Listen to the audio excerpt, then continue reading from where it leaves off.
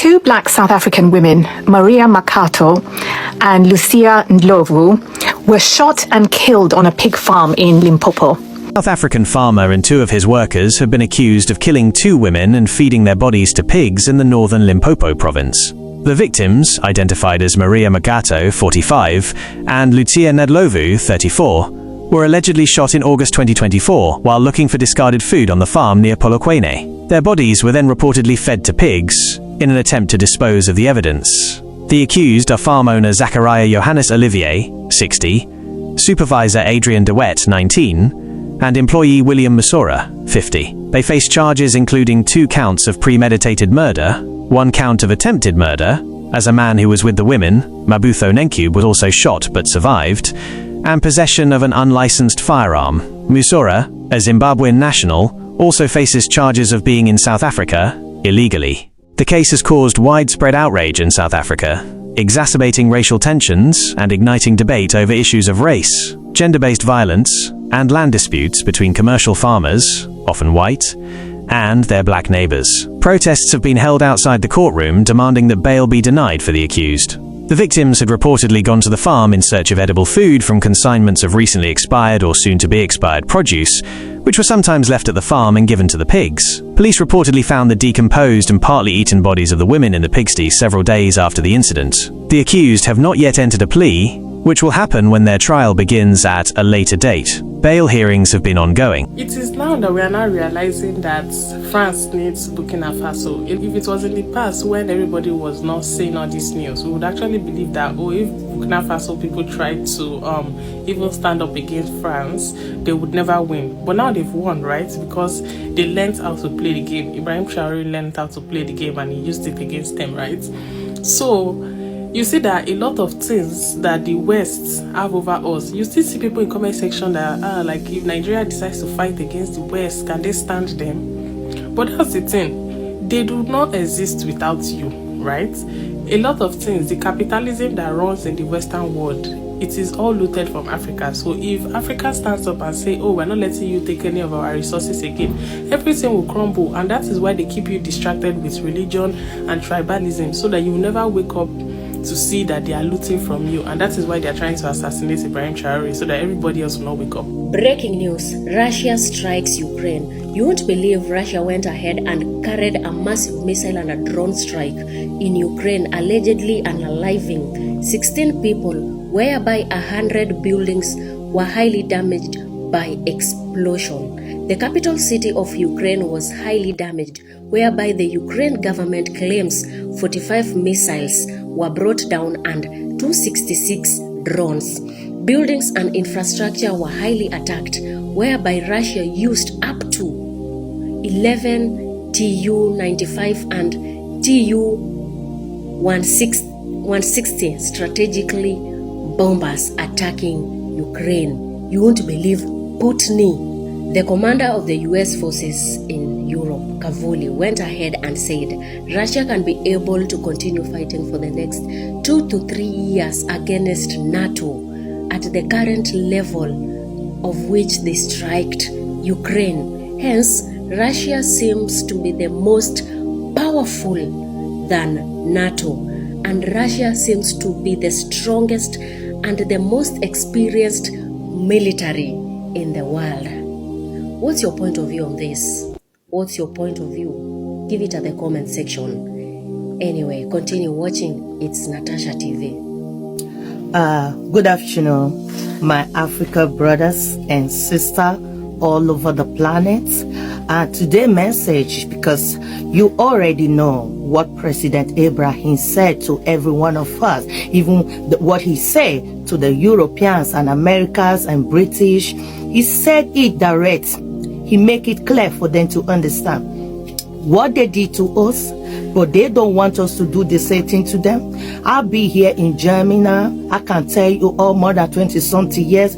I see everything. I see the way they treat my brothers. I see the way they treat my sister. I see the way they treat our children. I see everything. We, as an Africa that live here in Germany, we will not have equal right with the people, with the white slave master. We were not having the equal right with German. We were not having equal rights. We were the one doing all the hard work. We were the one paying everything. They took, even when we walk, they took all the money from us. They keep on writing. They don't want us to save. They silence our voice.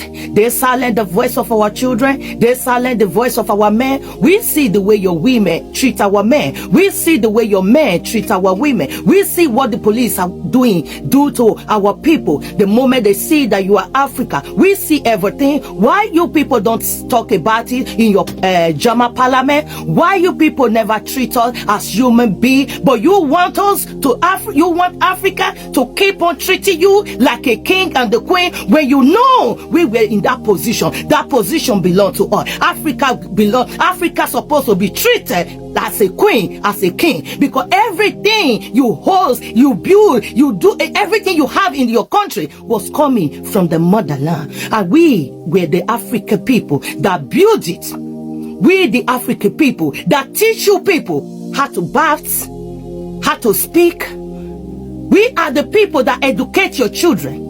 But why you refuse to carry us along? Why you refuse to treat us as human beings? You go underground to meet all those puppet leaders, and our people are crying. Our children are crying. You depress our children in your country. You depress our women in your country. You depress our men in your country. You silence them. You made them to live the life that was not for them. You made them, you changed their destiny. And you want me to sit and quiet. Every time when I try to speak, your people tell me, oh, destiny you were addressing. But not knowing your people were the one that was addressing, because they don't want to walk according to the law. They don't want to tell themselves what they are doing is wrong. But now I want this video to go to German parliament. Watch it. Africa is not the Africa of before.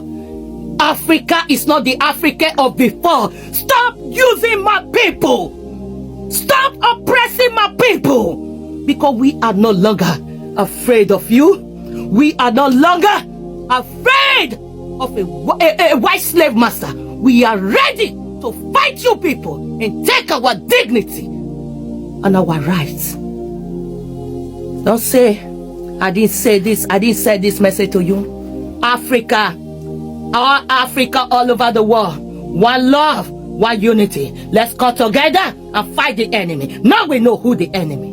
Let's fight them and take our position. I want to see my Africa brothers and sisters. They are taking their position. May our ancestors bless you all. May God bless all my Africa brothers and sisters all over this planet.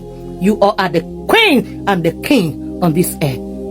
I love you. Two black South African women, Maria Makato and Lucia Ndlovu, were shot and killed on a pig farm in Limpopo. Their bodies were fed to pigs. They weren't breaking in. They weren't stealing. They were collecting leftover food, something locals had done for years.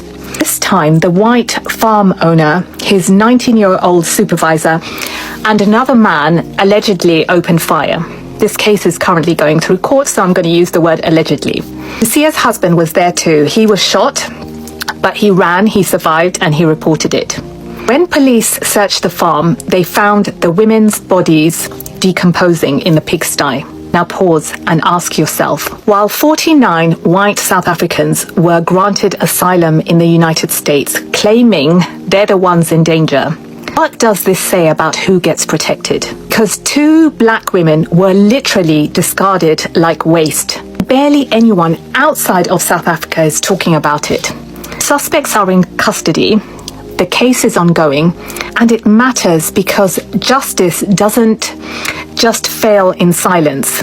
It fails when the world decides who's worth hearing about and who isn't. This is the Africa you're not shown, but I'm here to show you.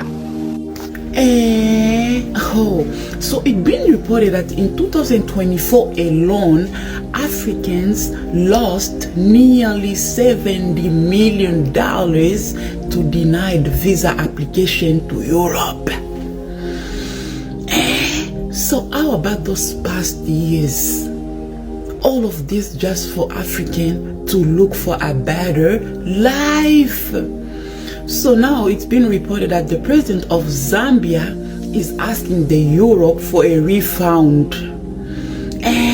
So what do you guys think? Do you think all the African presidents need a refund? Let me know. Make sure you like the video, you share the video, and you tell me, what do you think? $70 million. Damn. What if Africa had never been divided? What if you could travel from Cairo to Nairobi to Cape Town without a visa? What if the key to Africa's future was something we've never truly tried? Unity. President Traore has a vision for one Africa, and while I'm no expert, it really made me think. In Nigeria, we're a bit disappointed. For a country that's often called the giant of Africa, we'd expect more leadership on this. Stick around, because I've got 6 ideas that could actually make this happen if we're brave enough to try. And if you're wondering why we've got these borders, I've done a TikTok on how colonial powers carved up Africa at the Berlin conference. They divided us up with rulers and maps, not culture, language, or people. Check that out if you haven't already. Here's what Traore is proposing.